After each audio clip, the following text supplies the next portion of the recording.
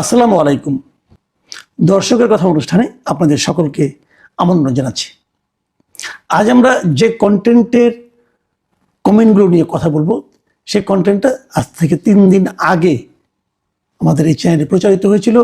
সেটার টাইটেল ছিল যে অনেক সমীকরণই পাল্টে যাবে এবারের নির্বাচনে। মানে এই কন্টেন্টে আমি আসলে বলতে চেয়েছিলাম যে এবারের নির্বাচনে ভোট দেওয়ার ক্ষেত্রে সাধারণ মানুষের কাছে প্রধান যে ইস্যুটা থাকবে সেটা হলো দুর্নীতি।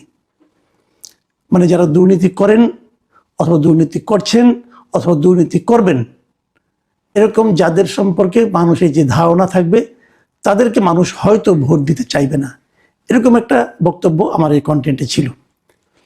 এবং এখানে যে কমেন্টগুলো পড়েছে, বিভিন্ন ধরনের কমেন্ট পড়েছে, কেউ সমালোচনা করেছেন, কেউ প্রশংসা করেছেন। সেগুলো থেকে কয়েকটা নির্বাচিত কমেন্ট আমি পড়ছি।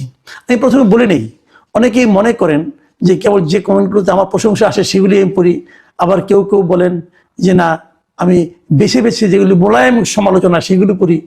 তো এক্ষেত্রে আমি বলি ভাই, আসলে তা নয়। অনেক ধরনের কমেন্টই পড়ে, ধরেন প্রায় 1000-এর মতো কমেন্ট পড়লো, আমি তো সবগুলি পড়তে পারবো না। কাজে আমি গোটা 20 কমেন্ট সাধারণত পড়ি, 20টা বড় জোর 15 থেকে 20 এরকম, কখনো কখনো 22-23টা পড়ি। যদি বেশি পড়ি তাহলে কমেন্ট বেশি হয়, কিন্তু আমার আলোচনাটা আবার হয় না। যে কারণে আমি একটা ব্যালেন্স করার চেষ্টা করি। যাই হোক, আর আলোচনা বাড়াই না, কমেন্টে চলে আসি। প্রথম যে কমেন্টটা পড়বো আমি, এটা লিখেছেন আমন আমরো, এটার নামটা আমি ঠিক বুঝতে পারলাম না, যাই হোক আমন আমরোই পড়লাম। তিনি লিখেছেন, মাসুদ কামাল ভাই, আপনাকে অন্তরের অন্তরস্থল থেকে শ্রদ্ধা, অভিনন্দন আজকে সুন্দর একটা বিষয় আলোচনা করার জন্য। দুর্নীতিটাই আমাদের মূল সমস্যা। একটু প্রশংসা আছে আর কি আমার, এই জন্যই হয়তো পড়লাম। মোহাম্মদ জুবায়ের হোসেন লিখেছেন, হঠাৎ মাসুদ কামাল ভালো হয়ে গেল কিভাবে। দেখুন, কিছু প্রশংসা আসতেছে, কিন্তু আবার এটার মধ্যে একটা খোঁচা আছে। মানে আমি এতদিন খারাপ ছিলাম, হঠাৎ করে এই কন্টেন্টের মাধ্যমে ভালো হয়ে গেছি। আচ্ছা, একটু পরে বলি, কয়েকটা কমেন্ট পড়ে নিয়ে একবারে মন্তব্য করি। পবিত্র লিখেছেন, মাসুদ ভাই ইজ ব্যাক। আজকে জনগণের দালালি করলেন, আমাদের মনের কথা বললেন। আমরা আর আওয়ামী লীগ বিএনপি লুটেরাদের চাই না। ডিজে মাই লাভ, তিনি লিখেছেন, আমি আপনাকে দালাল বলে কমেন্ট করি, আজকে আপনাকে লাভ দিলাম, কিন্তু জানি আপনি খুশি হবেন না। আমরা সাধারণ মানুষ চাই আমাদের একটা সুশীল সমাজটা নৈবেত্তিক কথা বলুক। জামাত হোক, এনসিপি, বিএনপি বাংলাদেশের পক্ষে, কোনো দলের পক্ষে নয়। যাই হোক, একটা লক্ষ্য করেন, ডিজে মাই লাভ, আপনি ডিজের মধ্যে লিখেছেন, আপনি এত বড় একটা লেখা লিখেছেন, মাঝখানে কোথাও দাড়ি, কমা না সেমিকোলন কিছু নাই। কাজে আমি কিন্তু বুঝতে পারি না, বিভ্রান্ত হয়ে যাই যে কোনটা আপনার সেন্টেন্স হলো। কাজে আমি আমার মতো করে পড়েছি, শেষ দিকে এসে কিন্তু আমিও এলোমেলো বাঁধিয়ে ফেলেছি। কাজে আমি সবাইকে অনুরোধ করব, যখন কমেন্ট করবেন এই জ্যোতি চিহ্নগুলো একটু দিয়েন, মানে কোথায় আমাকে থামতে হবে এটা যদি আপনি বলে দেন তাহলে ভালো হয়। কারণ আমি যদি আমার মতো করে থামি তাহলে হয়তো অর্থটা ভুল হতে পারে। সবাইকে রিকোয়েস্ট, এই কাজটা করবেন। যাও, আমি এখন এই যে কয়েকটা কমেন্ট পড়লাম, যারা আমাকে প্রশংসা করলেন, যারা আমাকে সমালোচনা করলেন, তাদের আরো কিছু আছে, এরকম পরে বলছি। এখানে দেখুন, একটা জিনিস হলো কি, অনেকে আমাকে মাঝখানে অনেকদিন পছন্দ করেন, আজকে আবার করেছেন, তার মানে এই না আগামীকাল করবেন। বিষয়টা দাঁড়াচ্ছে এটাই, আমাদের যে মন মানসিকতা। ধরেন আপনি একটা কথা ভাবেন, যদি আপনার ভাবনার সঙ্গে আমার ভাবনাটা মিলে যায় তাহলে আপনি মনে করেন আমি জনগণের পক্ষে আছি। আর যদি আপনার ভাবনার সঙ্গে আমার ভাবনাটা না মিলে যায় তাহলে আপনি ভাবেন আমি দালাল হয়ে গেছি। অথবা আমাদের অনেকে কিন্তু রাজনৈতিকভাবে কোনো না কোনো দলের সঙ্গে নিজের নৈকট্য অনুভব করেন। অনেকে মনে করেন যে তিনি হয়তো বিএনপি করতে চান, অনেকে আছেন জামাতের পক্ষে, অনেকে আছেন আওয়ামী লীগের পক্ষে। এখন আমার এই বক্তব্যটা যদি জামাতের পক্ষে যায়, অথবা আপনি যদি মনে করেন যে জামাতের পক্ষে গিয়েছে, তাহলে আপনি মনে করেন যে আমি ঠিক আছি। ভাই, আমি আমার জায়গাতে আছি, আমার হিসাবটা আপনারা একটু খেয়াল করার চেষ্টা করেন। আমি কি বলেছি, আমি কোনো দলের লোক না রে ভাই, আমি বেসিক্যালি সাংবাদিক। সাংবাদিকতাই করেছি গত 3.5 দশক ধরে। দোয়া করবেন যেন শেষ পর্যন্ত সাংবাদিক হিসাবেই মরতে পারি। আর আমার কোনো রাজনৈতিক অভিলাষ নাই, আমার কোনো রাজনৈতিক সম্পৃক্ততা নাই কোনো দলের সঙ্গে। আমি যখন যেটা ভালো লাগে সেটাকে ভালো বলি, যেটাকে খারাপ লাগে সেটাকে খারাপ বলি। খারাপ বললে কে কষ্ট পাবেন সেটা আমি তাকাই না, ভালো বললে কে খুশি হবেন সেটাও আমাকে মোটেই স্পর্শ করে না। আমার সম্পর্কে বেশি বলার দরকার নাই, লজ্জাও লাগে, আরেকবার বললাম আর কি। আসেন এর পরের কমেন্টটা যাই। এটা জাকির ভাই লিখেছেন, আমি আপনার কন্টেন্ট নিয়মিত দেখি, কখনো ভালো লাগে আবার কখনো বিরক্ত হয়ে আনসাবস্ক্রাইবও করি। পরে আবার সাবস্ক্রাইব করি, কারণ আপনি মাঝে মাঝে আজাইরা পেঁচালো বলেন, কিন্তু আজকে যে কন্টেন্টটা দিয়েছেন সেটা একদম সাধারণ মানুষের মনের কথা। এই ধরনের কন্টেন্টটি আসলে আপনার সবচেয়ে বেস্ট। তাই আজকের কন্টেন্টের জন্য আমি মন থেকে সত্যি অ্যাপ্রিসিয়েট করতে চাই। আমি আপনাকে বলতে চাই, সবসময় সাধারণ মানুষের কথা বলুন, সাধারণ মানুষের পালস বুঝে কন্টেন্ট তৈরি করুন, তাহলে মানুষ আপনাকে মন থেকে সাপোর্ট করবে। জাকির ভাই, আপনাকে অনেক ধন্যবাদ। আপনার এই বক্তব্যের সঙ্গে আমিও একমত। এম আলী লিখেছেন, মাসুদ কামালের সাথে নিরপেক্ষতাই মানানসই। আশা করি ভবিষ্যতেও জনগণের হয়ে নিরপেক্ষ কথা বলবেন। আতাউর রহমান খান লিখেছেন, এরূপ স্পষ্টবাদীদের জন্য রাষ্ট্র কর্তৃক সেফগার্ড থাকা উচিত। দেখেন আতাউর রহমান খান সাহেব, আপনাকে আমি বলি, আপনার এই কমেন্টটা আমার খুশি হওয়ার কথা, কিন্তু আমি খুশি হতে চাই, কিন্তু আমি একটু ব্যাখ্যা করি এখানে। দেখুন, আমার কোনো সেফগার্ড দরকার নাই। যেই স্পষ্টবাদী হোক তার জন্য সেফগার্ড আলাদাভাবে থাকতে হবে কেন? কথাটা হলো, যে কথা বলবে সে কথা বলবে, তার উপরে হুমকিটা আসবে কেন? হুমকি না আসলে সে সেফ। যারা এই ধরনের হুমকি ক্রিয়েট করেন, অথবা যারা মব করেন, যারা গালাগালি করেন, যারা তার জীবনকে অতিষ্ঠ করে তুলতে চান, বরং তাদের ব্যাপারে রাষ্ট্র ব্যবস্থা নিক। সেটা কিন্তু আমার জন্য না, সবার জন্যই হোক। আমাকে আলাদাভাবে কোনো সেফটি দেওয়ার দরকার নেই। আমার সেফটি আমি আছি, আল্লাহ আছে, কোনো সমস্যা নেই, হয়ে যাবে। কিন্তু আমার কথা হলো কি, ওই দুষ্ট লোকদের প্রতিহত করা এটা রাষ্ট্রের দায়িত্ব। আলাদাভাবে বাড়তিভাবে আমার জন্য কোনো সেফটির দরকার নেই। শাহিন মোহাম্মদ লিখেছেন, মাসুদ কামাল ভাই, আমি একটি অনুভূতির কথা বলি, এটা প্লিজ একটু মন দিয়ে শুনেন। আমার এরকম প্রবাসীর 2-3টা অনুভূতি আছে, 2-3 জনের এক্সপিরিয়েন্স আছে, আপনারা একটু শুনেন মন দিয়ে। শাহিন মোহাম্মদ তিনি লিখেছেন, মাসুদ কামাল ভাই, আমি একটি অনুভূতির কথা বলি। আমি একজন প্রবাসী। যখন আমি বাড়িতে ফোন করি, তখন আমার ছোট বাচ্চা, বয়স 5 বছর হবে, তখন সে দাঁড়িপাল্লার পক্ষে স্লোগান দেয়। হয়তো সে সোশ্যাল মিডিয়া থেকে স্লোগান শিখেছে, কিন্তু সেটা বড় কথা নয়। এর স্লোগান আমার স্ত্রী হতে শুরু করে পরিবারের সবার মধ্যে একটা আবেগ সৃষ্টি করে। আমার পরিবারের মনোভাব দেখে বোঝা যায় তারা দাঁড়িপাল্লার প্রতি দুর্বল হয়ে গেছে। কিন্তু আমি নিজে বিএনপি করি, বিএনপির ওয়ার্ডের নেতা ছিলাম। এখন আমি কি করি? আমার মত কি তাদের উপর চাপিয়ে দেওয়া উচিত হবে? খেয়াল করেন, এটা হয়তো অনেকে বলবেন যে না ভাই, এই লোকও বিএনপি করে, এই লোকও জামাত করে, এই বিএনপির নাম করে আসে জামাতের পক্ষে বলতেছে। ভাই দেখেন, অনেক কিছু হতে পারে, উনি যেটা বলেছেন সেটাকে আমি সত্য মনে করি। আমি ওনাকে বলবো, ভাই আপনার মত আপনি কারোর উপর চাপিয়ে দিন না। প্রত্যেকটা মানুষের নিজস্ব একটা মত থাকা উচিত। আপনি যদি বলেন তোমরা এটা করে, চাপাই দিলে সেই মত যে উনি রাখবেন ভোট কেন্দ্রে, যে আপনি জানেন না, কাজে কোনো দরকার নাই। আপনার ভোট আপনি দেন, ওনার ভোট ওনাদেরকে দিতে দেন, সেটাই গণতন্ত্র। একই বাড়ির মধ্যে 5 ধরনের ভোট থাকতে পারে, সেটাই গণতন্ত্র। সবাইকে দল বেঁধে একই মার্কায় ভোট দিতে হবে কেন? আমরা দেখি কার মত থেকে শেষ পর্যন্ত। আচ্ছা, এই একই ধরনের আরেকটা পড়ি আপনাদেরকে। আব্দুর রহিম লিখেছেন, মাসুদ কামাল ভাই কেমন আছেন? আমি একজন আবুধাবি প্রবাসী, আপনার সাথে কথা হয়েছিল। হ্যাঁ, আমার যতদূর মনে পড়ে আপনি আমার সঙ্গে একবার ফোনে কথা বলেছিলেন, একবার না বোধহয় একাধিকবার কথা বলেছিলেন। সীতাকুণ্ডতে বাড়ি, আমার একজন প্রবাসী ভাই এখানে আছেন, তার পরিবার নিয়ে থাকেন।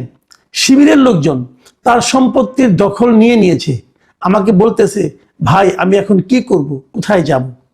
দেখেন, একটু আগে একজন প্রবাসী বললেন যে তার বাড়িতে তার সন্তান দাঁড়িপাল্লার পক্ষে স্লোগান দিচ্ছে, তার পরিবারের লোকজন দাঁড়িপাল্লার প্রতি এক ধরনের আপনার সহানুভূতি প্রকাশ করেছে।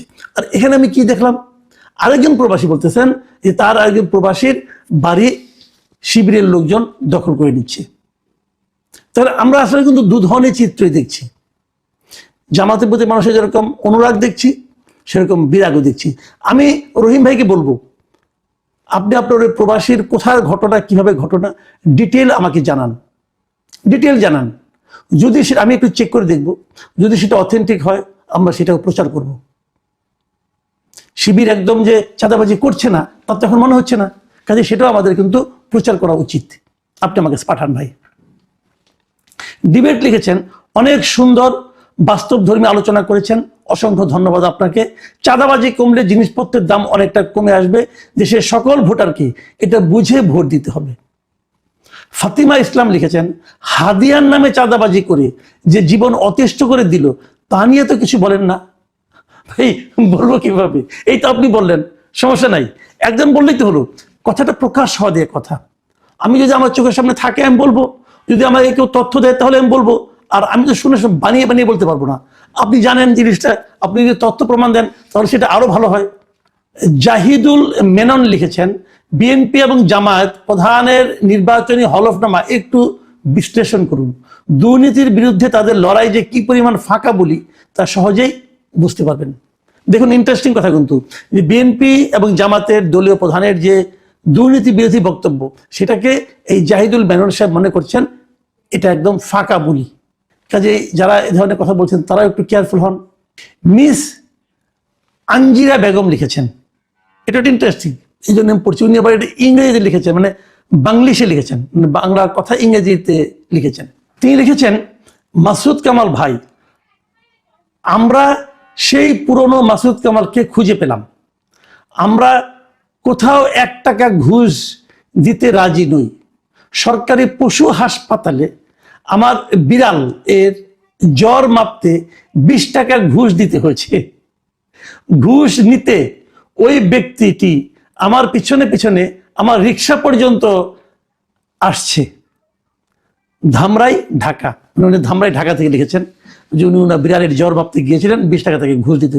দেখেন, ঘটনাটা ছোট, 20 টাকা, কিন্তু এই ঘটনাটা হলো কি মানুষের টেন্ডেন্সিটা বোঝাচ্ছে, মানুষের যে মানসিকতা, ঘুষ নেওয়ার যে মানসিকতা, এটা প্রকাশ করছি। আমি কিন্তু এই ধরনের ঘটনার প্রতিবাদ এবং প্রতিরোধ চাই। এই ছোট ছোট ঘটনায় কিন্তু বড় ঘটনার জন্ম দেয়। কাজেই যিনি 20 টাকা নিয়েছেন, ওনার তো চাকরি সেই পশু হাসপাতালে বিড়ালের জ্বরটা মেপে দেওয়া, উনি কেন 20 টাকা নেবেন? আমি আঞ্জিরা বেগমকে ধন্যবাদ জানাচ্ছি। মোহাম্মদ নাজবুল হুসাইন নান্নু লিখেছেন, মাসুদ কামাল ভাই, আমি বিএনপির সমর্থক হয়েও আপনার কথাগুলো সঠিক মনে করি। টুটুল খান লিখেছেন, জামায়াত জোর গলায় বলছে আমরা চাঁদাবাজি করি না, করতে দেব না, তাই সবাই একবার পরীক্ষা করার জন্য জামায়াতকে ভোট দেন। মোহাম্মদ রফিকুল ইসলাম লিখেছেন, কামাল ভাই, চাঁদাবাজরা সারা জীবনই ফাও খায়। জামায়াত ক্ষমতায় আসলে এই চাঁদাবাজরা লম্বা দাড়ি রাখতে, পাঞ্জাবি পরবে, টুপি পরবে, আর বলবে এতদিন চাঁদা দিয়ে পাপ করেছে, এখন হাদিয়া দাও। এই হাদিয়ার টাকা দিয়ে মসজিদ বানাবো, মাদ্রাসার কাজ করব, এতিমদের খাওয়াবো। এই চাঁদা কখনো শেষ হবে না। মানে ওনার যে বক্তব্যটা, এই বক্তব্যটা কিন্তু আমার জন্য একটু মানে আতঙ্কের ব্যাপার মনে হচ্ছে। মানে উনি বলতে যাচ্ছেন যে যদি জামাতও ক্ষমতায় আসে তবু নাকি চাঁদাবাজি চলবে, তখন সে চাঁদাবাজির নামটা পরিবর্তন হয়ে হাদিয়া হয়ে যাবে। বড় ভয়ঙ্কর কথা কিন্তু।